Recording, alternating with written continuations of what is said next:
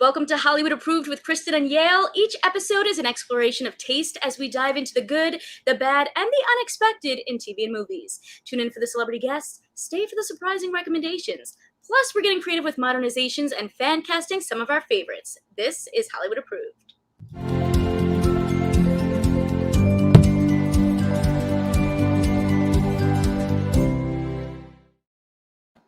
Yay! I feel like every time we see the theme, we just laugh and clap. I love our opening theme. It's a good opening. It's Thank an amazing you. opening. Thank you. I'm so excited today. We have a very special guest all the way from Canada, all the way from very far away. Alexander Nuñez is here. Hello, welcome. Hi. Thank you guys for having me. I'm so excited. Yeah, thank you for being here. I want to talk about your new show, whatever you could tell us, because I know it's not out yet.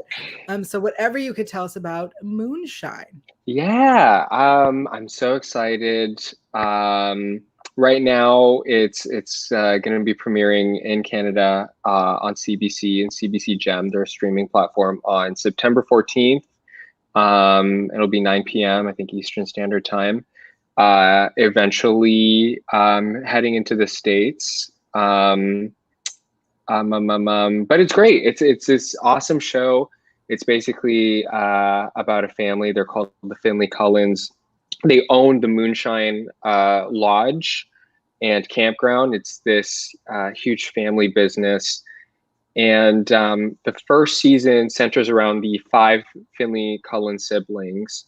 And they're basically just fighting between each other to take charge of the business. It's crazy. There's so much that happens. There are drugs and rock and roll. We have an amazing playlist.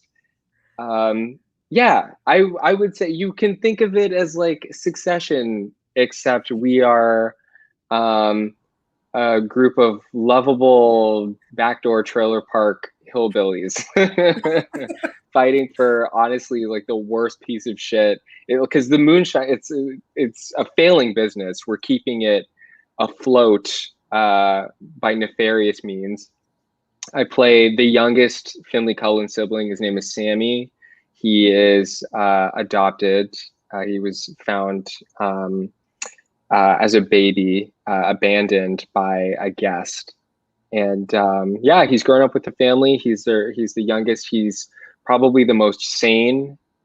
He's often tasked with managing the rest of his family emotionally. He's sort of the straight man of the show. He's constantly exhausted because his other 4 siblings, they're nuts, and they're always coming up with crazy plans that are always half-baked and never work out. It's a really fun show. How similar are you to your character?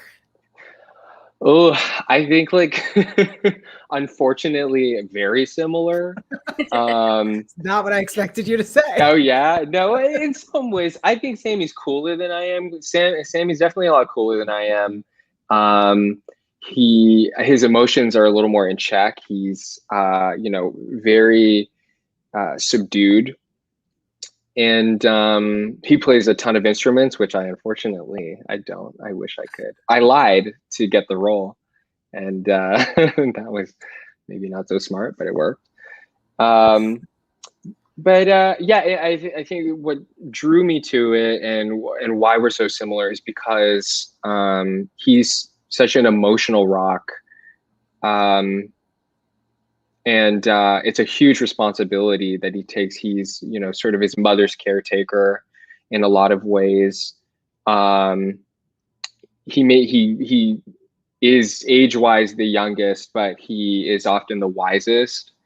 And I think it's very similar to my own role in my family life. I get about I get about like 2 calls a week from a friend or family member who's in the middle of a breakdown, and I'm always therapizing, I guess, for good or for worse. But yeah, I really feel for the kid. I feel psychotic because he is me, and yet I'm like, oh, poor dude. Life is gonna get better for you one day, buddy. And now you said you're still out there filming. So how does that work exactly, especially if the show's coming out like less than a month away? Yeah, well, I'm allowed to say this much. I am allowed to say we did get a second season. Yeah, That's amazing. it's thank you. It's the show is made in part by E1 Entertainment and CBC, and they were just impressed enough with what we did last year because we filmed season 1 over last summer, between I think about like August, November of 2020. So they just liked what they saw enough, and they were willing to give us a bit of a chance, which we're very, very grateful for. So yeah, we are filming. We're halfway through season 2 right now. Oh, that's incredible. That's Wow. so exciting. Yeah. And now, obviously, you've been filming this whole show kind of in the middle of COVID. Like, has that been very complicated? Yes. It's honestly we're very lucky. I think that we were able to just film all the way through without any major complications or any cases. For most of the cast, this was the first major thing that any of us got to do before we were all locked down, because we have cast who are from Toronto, Vancouver, LA, New York, and it was really nerve-wracking. I think actually there was a lot of social anxiety in the first few weeks because we had gone through months of isolating and making sure we weren't seeing people, and we still are today wearing masks on set, and we get COVID tests 3 times a week, and there really is this it's a real social barrier when you start out. It can make you, even just to have a mask on all day and then to sort of try to turn it on and find an instant connection with your castmate right on camera. It was a lot. It was a lot to adjust to. But thankfully we were really, really good, the cast and crew alike, with E1's COVID protocols. We're still safe. There are no cases so far. As a cast, we've gotten very close, and thankfully we made an agreement last year to bubble. So that's all, we spent all of our time together last year, and we really did turn into a family in that way. It was also easy to bubble because we're all the way out in Nova Scotia and we don't know anyone else. But yeah, it had its ups and downs, especially in the beginning. But I think even now, by season 2, we're still, unfortunately, in the middle of a pandemic still. But it definitely got easier over time. Wow. And now I'm also curious, you mentioned that you guys are like a family, and in this show, you're a family, but your character's adopted. Does that come into play as like a big, like, kind of difference between your character and the other characters in the show? Yeah, in season 1, not so much. We had a lot to establish in the first season. I think there were drafts at a point in time that dove a little more into Sammy's mysterious come up. But season 1 really centers more around our main character. Her name is Lydia, played by Jennifer Finnegan. And she comes from New York. Basically, in our pilot episode, we are brought together by a death in the family. And she realizes that, Sammy and everyone else who have stayed at the Moonshine are struggling to keep this business afloat. And she doesn't always have the best ideas, but she, the first season is really about her trying her best to reconnect with us and to just help us save our home. So I think there's sort of mention of it here and there, but we might see some stuff about Sammy's origins by season 2. Ooh, okay, very exciting. Yeah. I love that. Well, let's jump into our questions for today. What is the last thing everybody watched? Alex, we'll start with you. I'm very intrigued to hear Yale's opinion on this, but the last thing I watched was The White Lotus on HBO. A castmate of mine, her name is Anastasia Phillips. She had suggested the show to me because she basically said, "Yeah, this is easy watching." Especially after like a 10, 12-hour day. She was like, you don't have to think too much while you're watching it. To which I was like, I don't know what that means. But I sort of loved it. I was in the first episode, I was a little confused because I was like, who do I root for? Everyone seems not so great. With the exception of honestly, Jennifer Coolidge could like murder 8,000 people on screen, and I'd still like yes, queen. But like, yeah, as you should. But as the show progresses, the theme of how money affects people, how it affects relationships and families, and racial and social dynamics and class dynamics, like it's all about that.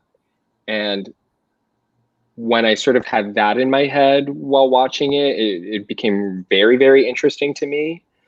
And I think I had some people that I rooted for. I wish Natasha Rothwell's character, I wish I did a little more with her. I thought I wish I could have seen a little more about her personal life. They sort of dip into it a bit. The couple, like Alexandria Daddario and Jake Lacey, they played this newlywed couple, and Jake Lacey is a dick. He's so awful, but it's so intriguing. Like you just can't stop. He has this Cornell sweater while he's on his like honeymoon, and Molly Shannon guest stars for a few episodes. She plays his mom who interrupts.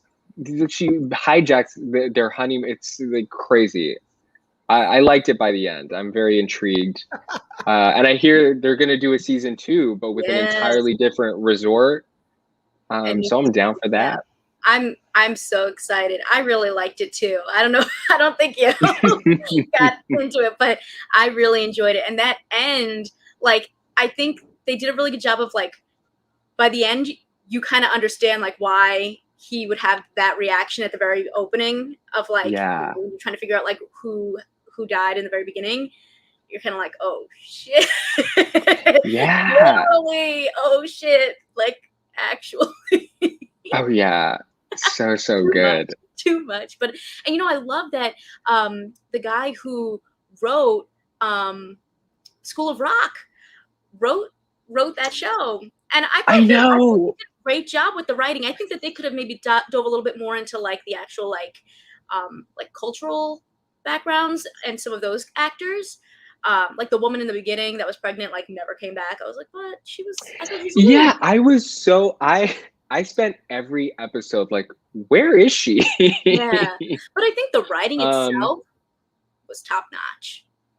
Yeah, definitely. I love this is my kind of humor. Like I love this sort of dry humor, these people that are just so obliviously unaware of the dumb stuff they're saying. I really loved, there's a scene, I think they're oh god, I can't remember the last name of the family, but it's like Connie Britton and Brighton and Steve Zahn's family.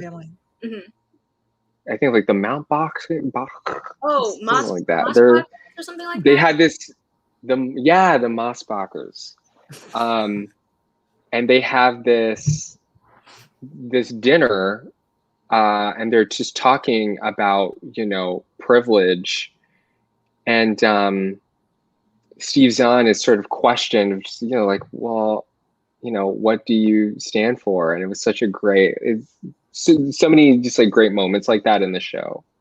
Totally. So good. Kristen, what is the Yael. last thing you watched? He's like, yeah, I'm ready to hear what you thought of the show. Here's the thing. I'm gonna say it again. All right. So I gave it 2 episodes. I thought it was. I was waiting for the funny. I'll say the second episode was much funnier than the first episode. I agree. Jolene Purdy is. I love that actress. The woman who's pregnant in the first episode. And then what? It didn't hit for me. Again, I didn't like anybody aside from Jennifer Coolidge. She was incredible. Regardless, she could skin a cat, and I'd be like, "Go on." So yeah, it just wasn't. It just wasn't for me, and I wasn't interested enough, and I didn't care to find out who's dead. Like, I don't care. Yeah, you know, like they try to draw you in with that, and I didn't really care either. I was like, well, it won't be the wife. And I really was just like, okay, we'll see. I think for me, I really had to sort of paint it as sort of this series of vignettes. And honestly, truly, there really is no one's redeemable. Like, even as sweet as like Alexander Daddario's character was, you're just like, why are you with this man? Like, she says nothing all the way through the show. And all of a sudden she's breaking down. And then stays with him. Yeah, and you're like, what? Yeah. Yeah, I'll be honest with you. I really watched it 90% just to watch Jennifer Coolidge have crazy meltdowns. Totally fair. That's fair. Yeah. Absolutely. You know. All right. Kristen, what is the last thing you watched? Okay. The last thing I watched was I finally finished American Horror Stories. Not American Horror Stories, but American Horror Stories, the like anthology that they were doing. And whew, it was a little rough. It was a little rough to get through. I feel like it was a little bit. Like, the first 2 episodes were really interesting because they did like the rubber man, but like it was a rubber woman story, and it was like the 2 stories interweaved in the 2 episodes. Yeah. The next like 3 and 4, I really did not like them, and I was like, I can't watch this anymore. But then my friend convinced me. She was like, no, the rest are good, I promise. And I was like, all right, fine.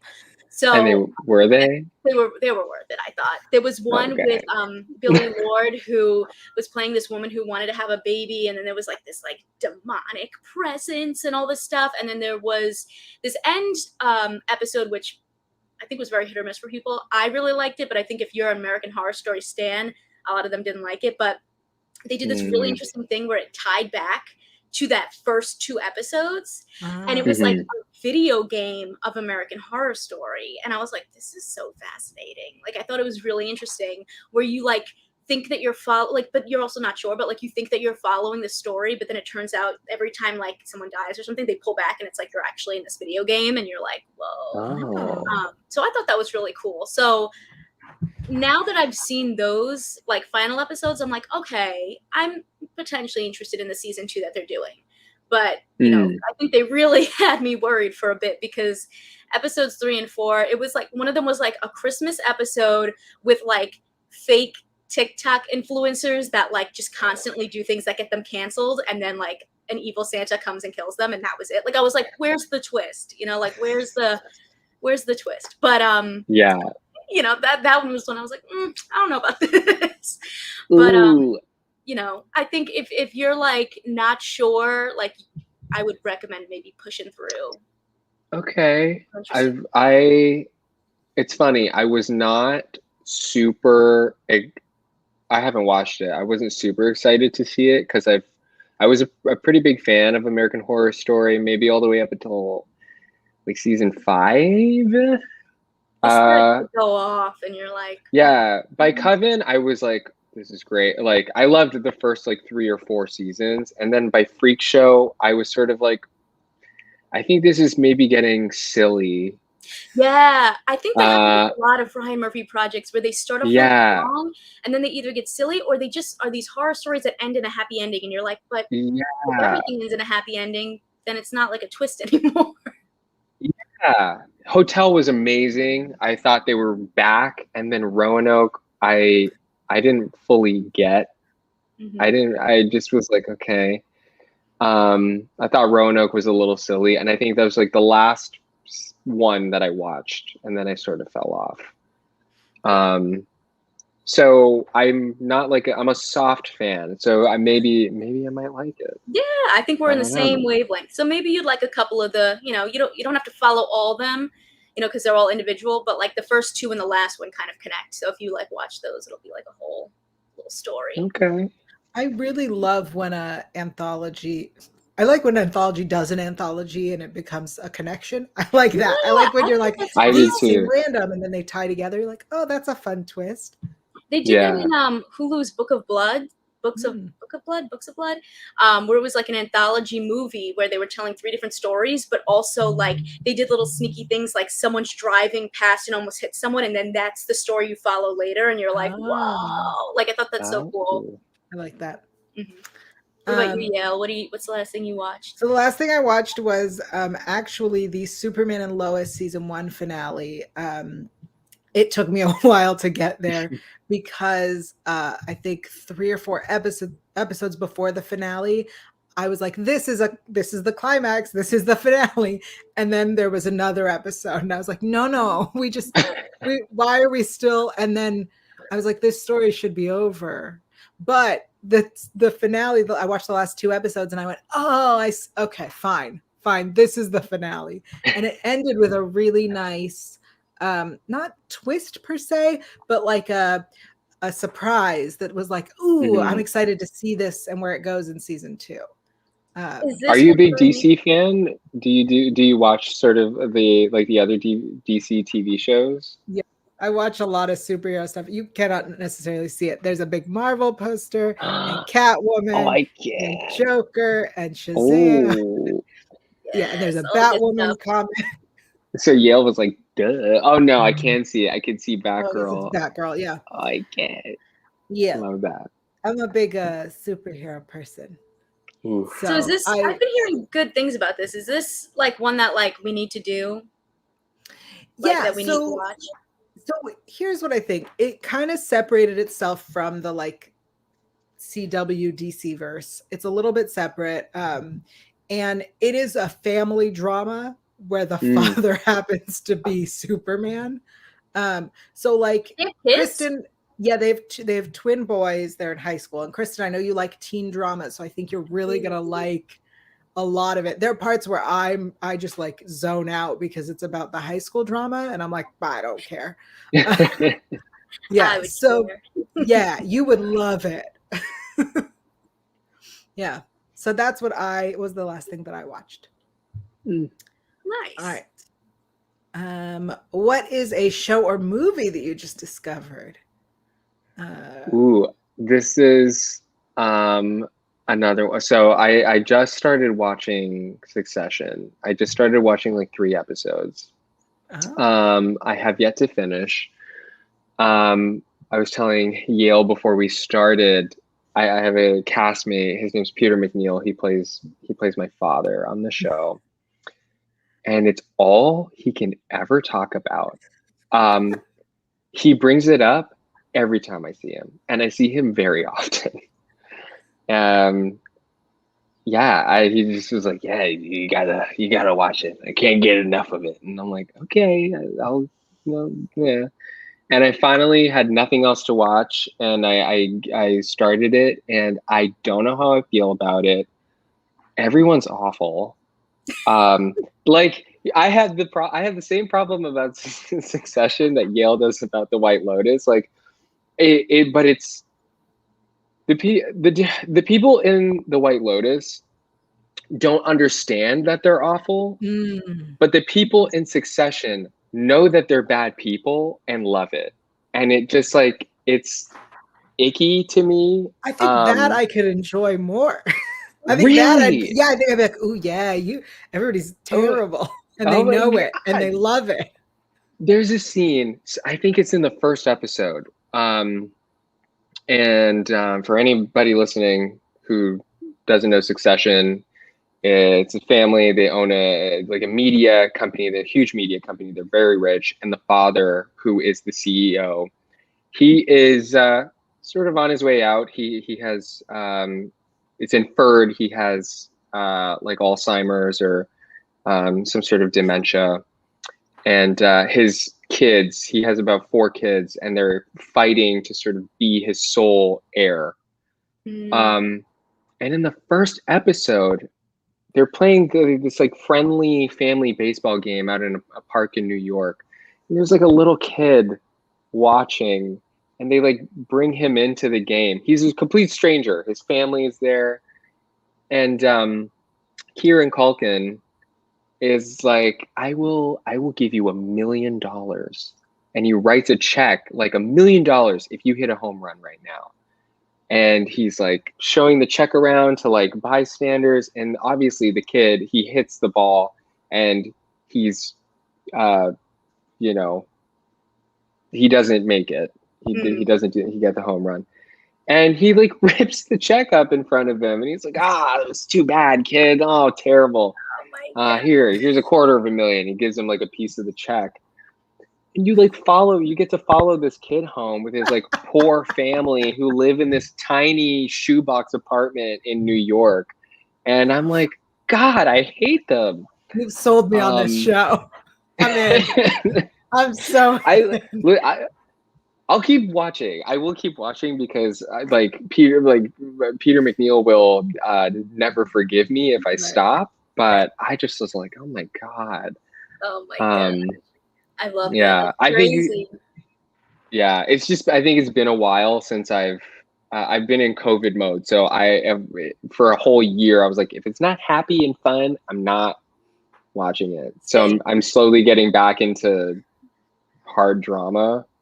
What have been some of your like go-to like COVID like happy place shows and movies? Oh, I completely just rewatched The Unbreakable Kimmy Schmidt.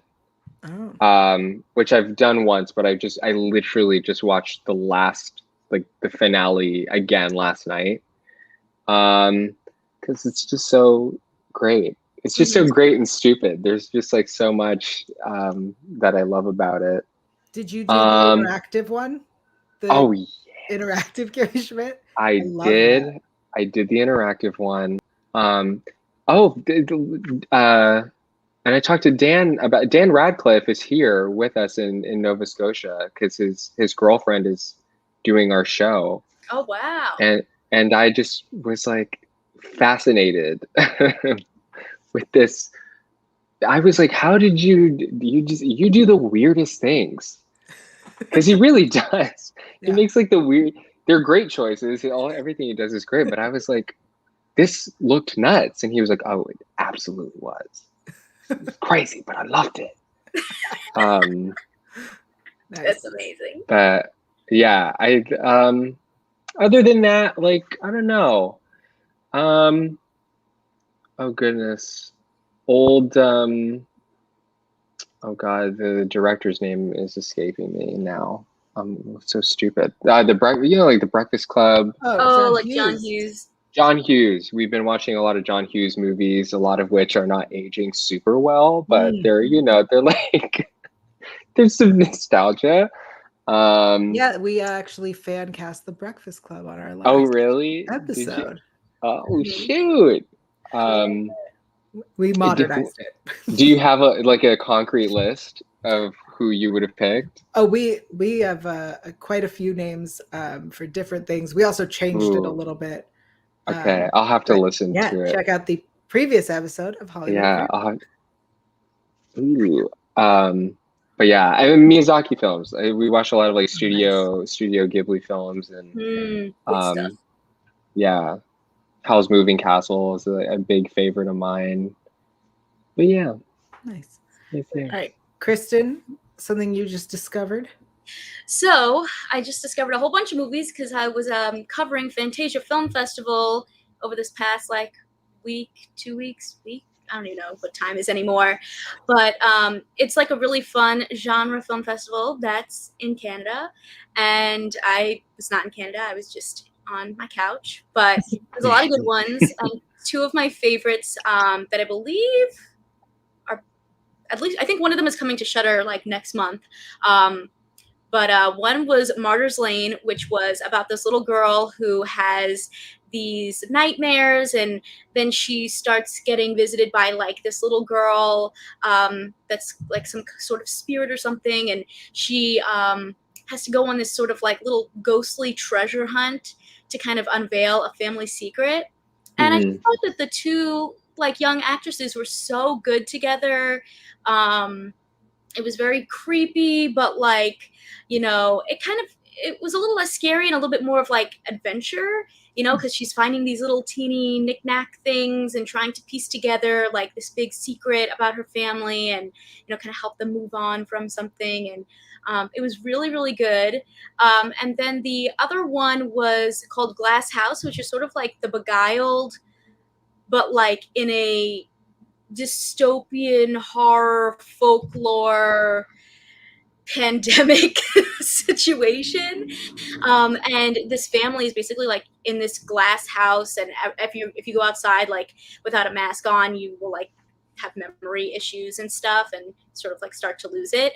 And they just had this like very interesting story of like memory and tradition and family and ritual that was like one of those ones where you like need to talk about it with people, because like you'll just dissect all these things. And I ended up speaking with the director, and we talked for like a full half hour just diving into the themes, because it was so deep. She was like, you know, colonialism and like, you know, memory and like the dynamic of like family versus individuality. I was like, it was amazing. So I enjoyed it a lot. And I just like, you know, those deep dive type of movies. So this was definitely that. That sounds good. Is there is it just in festivals right now, or are they planning to release that anywhere? Yeah, there. I think right now it's in festivals. I think if they release it anywhere, it'll be on. It's a South African movie, so I think it would be in like they have like a South African channel. I think it's called like Show Now or something like that. But maybe I'm hoping it'll go to other places. But a couple of other movies at the festival are going to be on Shudder soon, like Martyr's Lane, which I think everyone needs to check out. So, yeah. Oh, okay. I'm gonna write that down. So deep. Yeah. All right. Well, yeah. I discovered. Yeah. We're here like, yeah, we just watched Kimmy Schmidt. Protege. Oh, wait, is that out? It's coming out, or it will be out very soon. I just saw the trailer for this the other day. Yes. So if you like Jason Statham style movies, out as of the 20th. Oh, great. Okay, cool. I know my review for it is out, so that's why I was like, I can talk about it. If you like Jason Statham style action movies, then like you're gonna love this. I say that because it's written by someone who wrote some Jason's, like I think wrote The Mechanic, which this feels very much like The Mechanic. Maggie Q is amazing in it. She plays this kick-ass assassin who was kind of adopted and raised by Samuel L. Jackson's character, and you know, something happens to him and now she has to avenge him. So it's real simple, real action heavy. Michael Keaton is also in it. He's amazing. Michael Keaton's amazing. I want to be clear, everyone's amazing in this. Maggie Q is really like fantastic. Her action is amazing. She was trained by Jackie Chan, so like she also does her own stunts. She's really fantastic. There's a weird romantic situation with Maggie Q and Michael Keaton. Again, I think they're both great, and I love a May December romance, but this one wasn't it. This wasn't it. Okay. Because you watch and go, I'm sorry, what? They're doing what now? They're doing what to each other? And that's the only part that's it's mostly because like, just like Michael Keaton is also, I love him too, but he's such a crazy guy. Like, you know what I mean? And Maggie Q is so cool. Yes. Yeah. Yeah. But I will watch it because I love her so much. Yeah, I really do. It's really fun. It's, you know, it's not about all these discussions and serious conversations that Kristen's movies were about. It's punching. It's a shoot 'em up. It's, you know, it's punching and kicking and guns. Yeah, I love a good shoot 'em up. Yeah. You know? Let's get into Alex. What was the show or movie that you were obsessed with growing up? Oof. I loved Kill Bill. And I treat both volumes as one movie. When I watch it, I usually have to watch them consecutively, like 1 and 2. May I ask how old you are that Kill Oh Bill my was when God. you were growing up? I feel like I must have been, I was too young. I feel like I was like 10. Okay. My I remember this because like it was like a big deal when it was coming out, as like I guess like most Quentin Tarantino films are. And there was like a thing about it on ET. They were like, wow, like Uma Thurman was sporting a yellow, suit in her new movie. And my parents just thought it was like this cool because it's so wacky looking because she's obviously on wires and stuff. And they were like, oh, this will be like a fun, I don't know, little kung fu movie. And I was like taking karate classes at the time. So I was like super into that stuff. And they had no idea how like ultra violent, like decapitations and like gore. The first time I ever watched it, I watched it mostly like with my mom's hand over my face. But I just like Uma Thurman was just so, I think it was the first time I had ever been like wowed by an actor because like her character in this movie just had so much like anger and determination. And I don't think I had ever seen like an action movie where like with just like a woman with so much power. It like really did something to me when I was that age, and my parents never let me watch it again. But I had a friend in school, and he had like the DVD set, and I borrowed it from him for like months, and I'd watch it on like the portable DVD player that we would take on our road trips, and I still love it. I thought Vivica Fox for like the like one scene that she had was like so cool. I loved I just like everything about it. I like always cry when she talks about her kid because her kid's been basically kidnapped. She thinks her child is dead for the entire first film. I was obsessed and I still am. I love it. I love that movie. I love that. Yeah, now you make me want to like go back and rewatch it. Yeah, well, it makes me mad that Uma Thurman is not like a huge star right now. I know she's sort of getting back into it, and there was a huge like accident on the second volume where she like had a huge car accident, and she even told Tarantino that maybe it wasn't a good idea that she was driving on that road, and they had a huge falling out, and because of that, like every time I watch that movie, I get mad that like all that stuff happened, and unfortunately, I think like a lot of the Weinstein stuff, I think took a hit on her career, and it just makes me so mad because she's so like she's just awesome. She should just be hire Uma Thurman in more stuff. I agree. Yes. Yeah. All right, Wait, Kristen. you guys, do you have any? Oh yeah. Okay. So the movie that I was obsessed with growing up, or one of them, was The Wedding Singer. Classic with Adam Sandler and Drew Barrymore. One of like the first times that they were a couple, but not the last. Definitely not the last. A couple like 3 or 4 different times already. In film. Yeah. 50 First Dates and Blended. Never forget. But The Wedding Singer, I just think that like the soundtrack, I think, is really what makes it for me. There's something about that soundtrack that like me, my brother, my dad, we like the minute you like hear one song, like maybe randomly, you're like, oh my God. And like it just brings a whole like spiral of just like being obsessed with The Wedding Singer. I think it's a a cute story, and then you have that little nice song from Adam Sandler at the end when he's like, I want to grow old with you. It just like always gets me. And just he has so many like funny musical moments in there, like when he's singing and like so upset and he's like just like depressing everybody in all of the wedding venues and everything. That was just one that I feel like looking back, I don't know, I think the music really makes that one for me. And I think clearly other people love it too. They turned it into a Broadway show.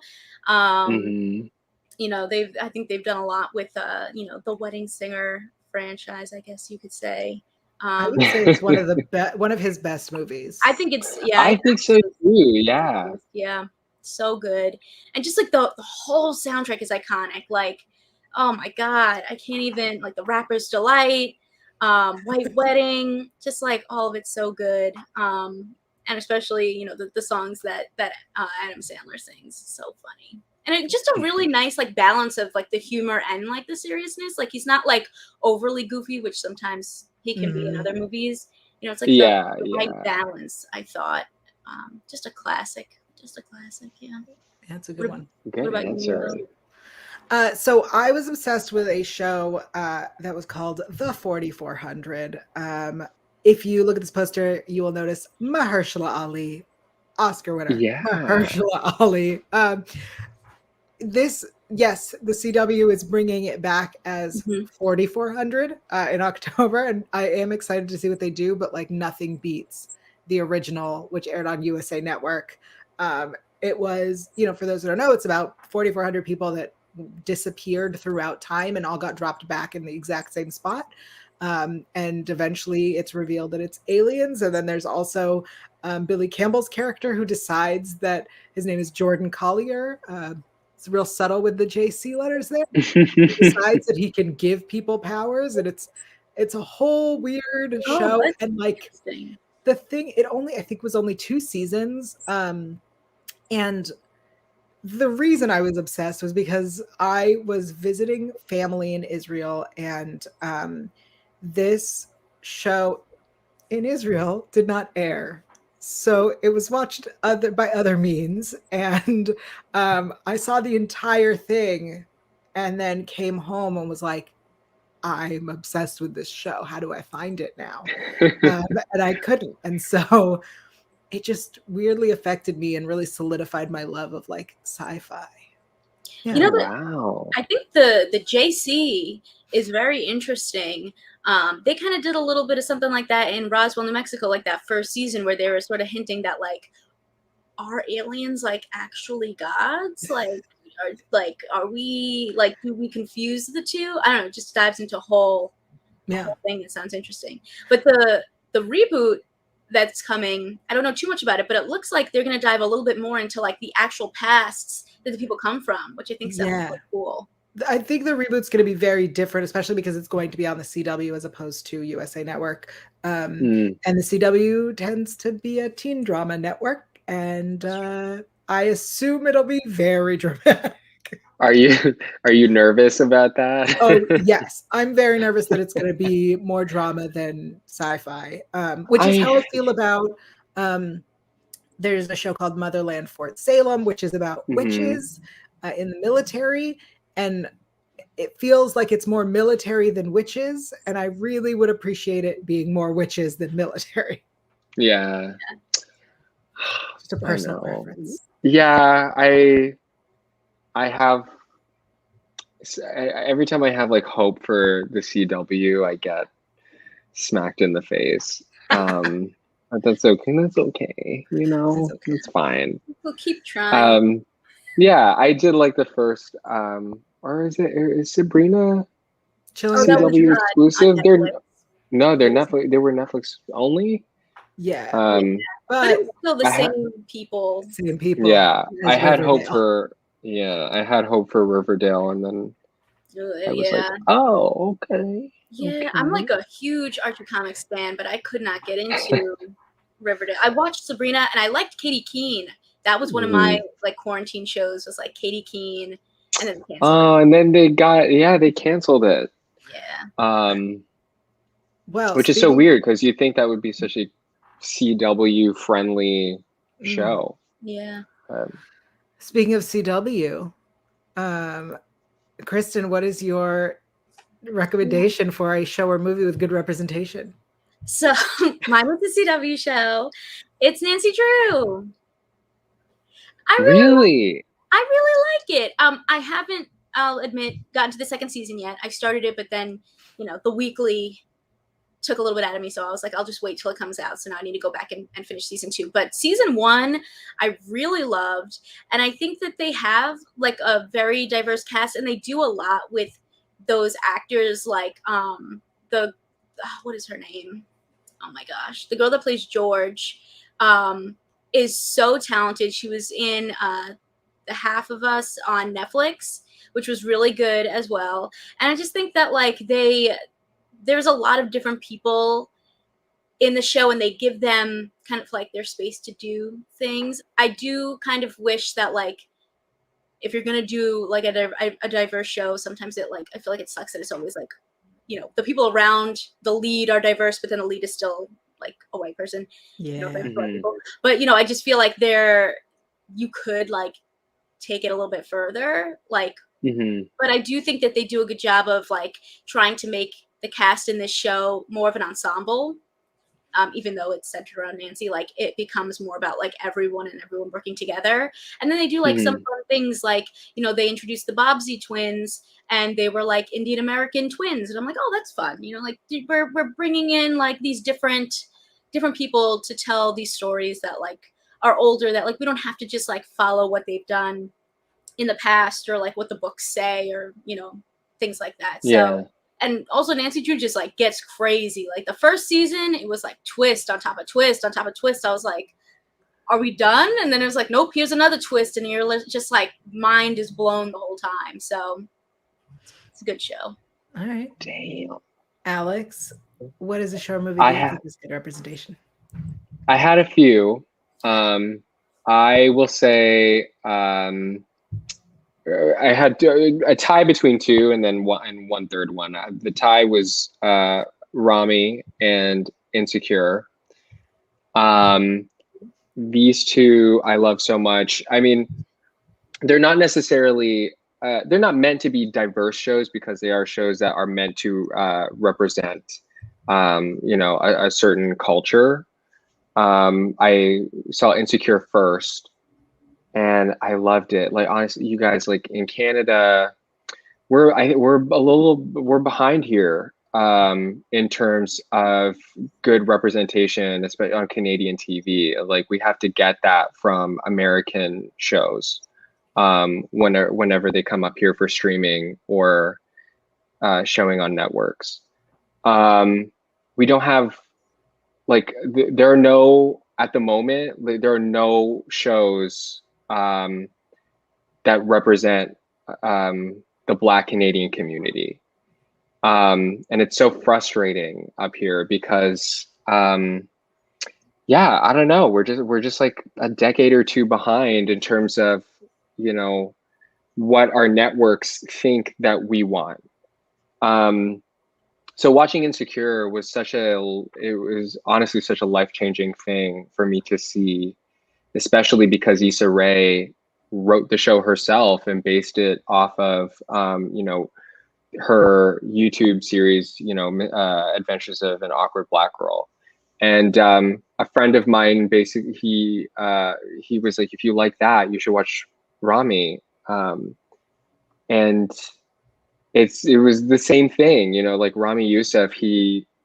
This show really came from his heart, and it was such an honest take of what it is like growing up in a Muslim family in America. And you also get the perspectives of not just him, but there are whole episodes dedicated to his sister and what it's like growing up, as a young Muslim woman, and his father and what it was like, immigrating from Egypt. And you get whole episodes of his mother, who you know is fulfilling all of these sort of at home duties, but she's like bored because she's so educated. Like, there's so much in those shows, and Rami specifically, because I'm not of that culture, it was so eye-opening. But in terms of, diversity, and I'd also say queer representation, LGBTQ representation, sex education on Netflix is also, I love it.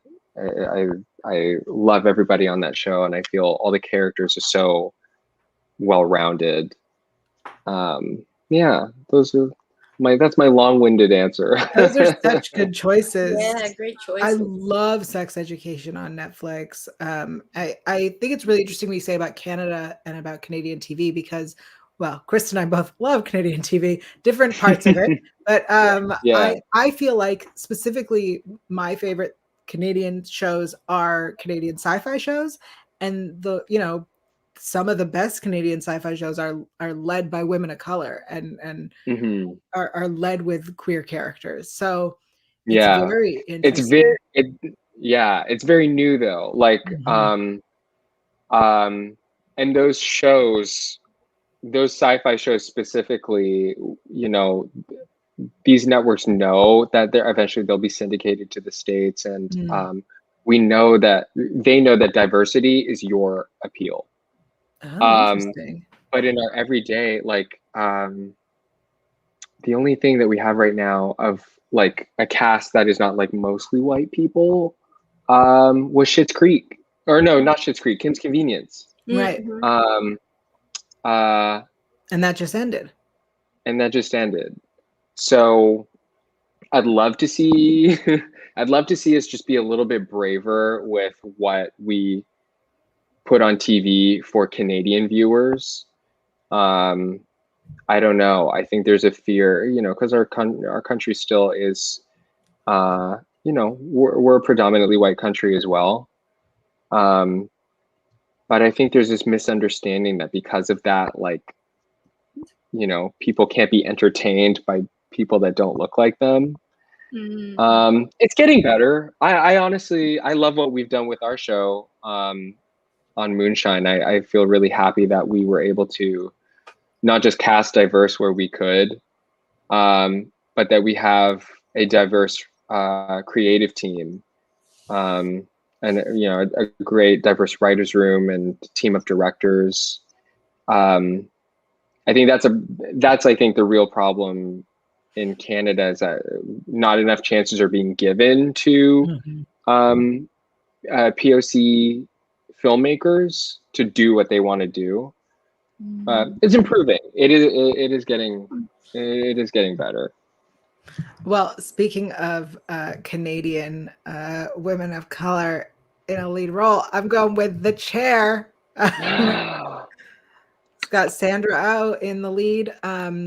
What I picked this one because she literally plays the first woman chair of a department at this university, and yes, the rest of the people are mostly old white men.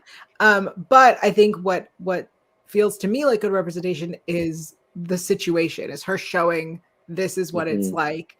And she has, a colleague who is a Black woman who is also in this department trying to get tenure. And there's like a whole conversation about what that's like. And so I just recommend everyone check that out. It's on Netflix. It's very funny. I think I just saw the trailer, or it popped up on my Netflix feed yesterday. So I will give that a watch. I love her. Awesome. Well, Alex, thank you so much for joining us for our discussion today. Remind us again, Moonshine is coming out September. Yeah, so it's coming out September 14th on CBC. It'll be, or 14th. Yeah, it'll be 9 p.m. Eastern Standard Time. And it will also be out on CBC Gem.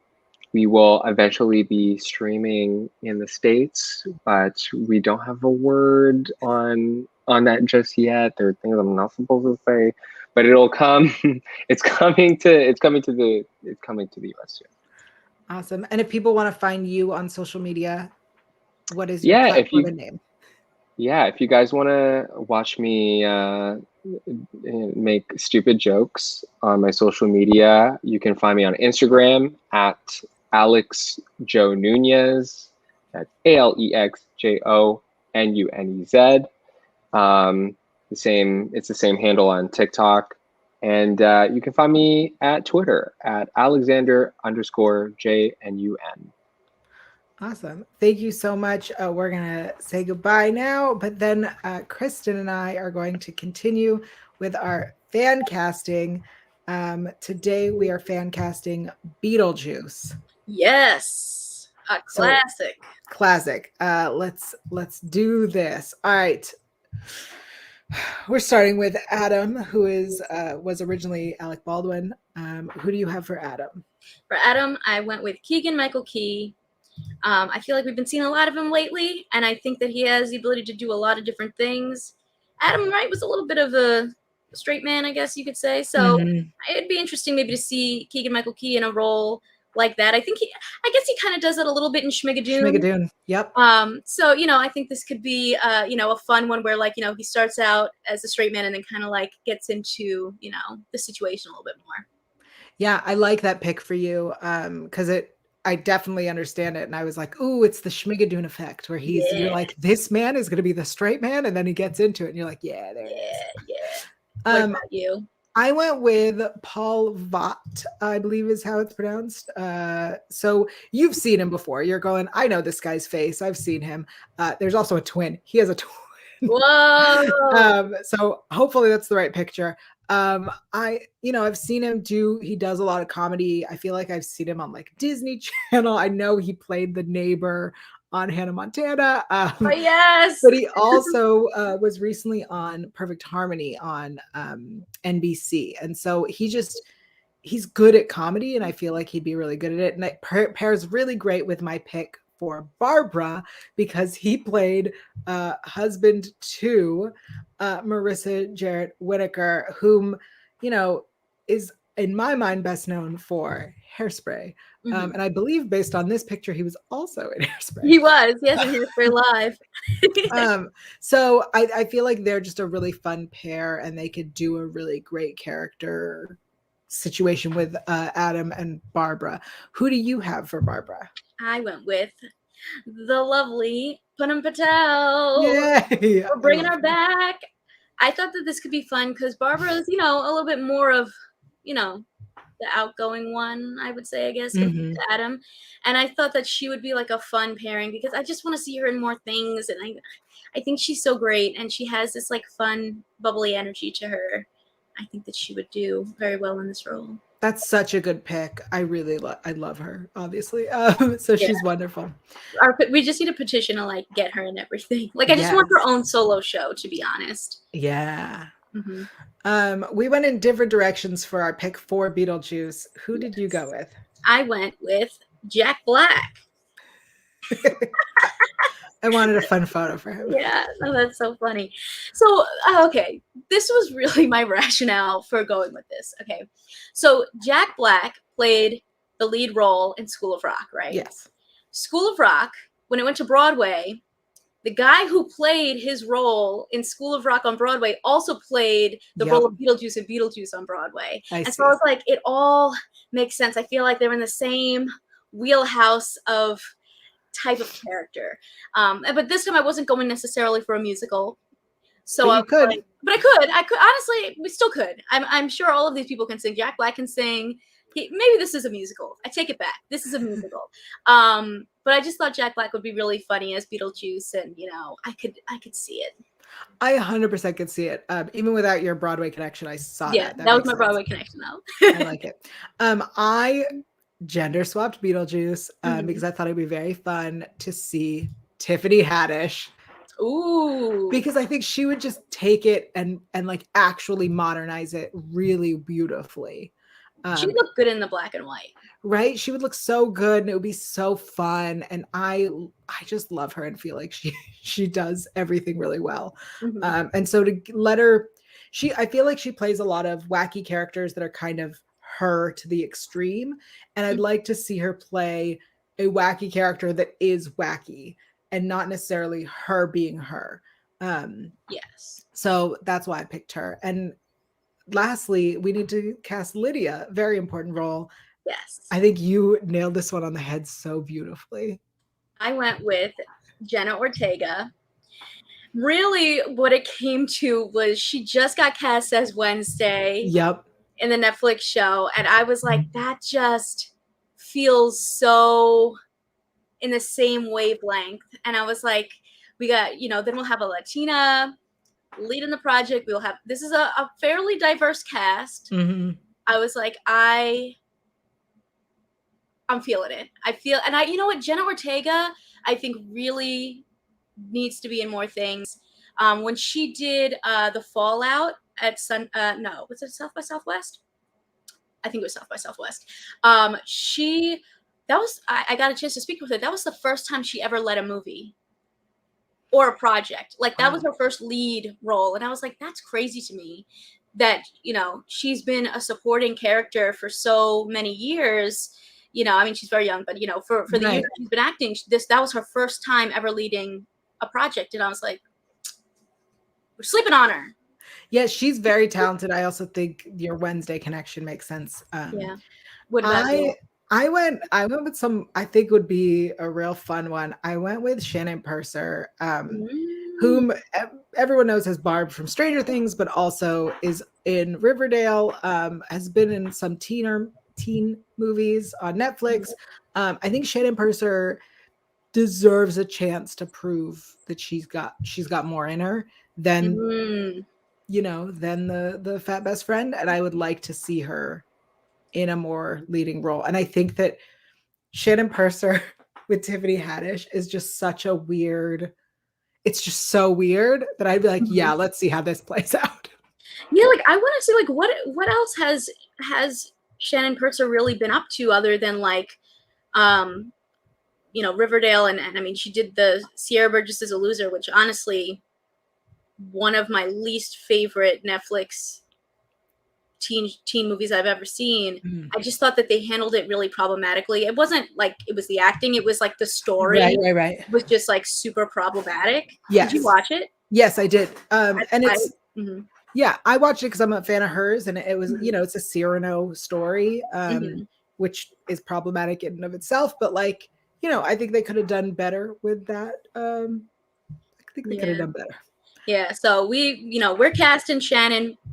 Other people should cast Shannon too, so we can see her take on more. Because I mean, she really was so good in Stranger Things, and I don't watch Riverdale, but I feel like the last thing I saw her in was Sierra Burgess, and I was like, I think she balances. One of the things I saw in Riverdale is that she balances that, like, you expect her to be this quiet, innocent character, but she does have a darkness in her, and I think that that's something that would be fun for Lydia. Totally. That's it. Those are our casts for Beetlejuice. Let us know in the comments what you think. Who would you cast? Until next time. Yes, Yael, where can people find you? I am everywhere on the internet at Yael Tygiel. That is YAELTYGIEL. I'm also, this weekend is the first season finale of the official Leverage Redemption after show, very distinctive podcast, only on Electric Now.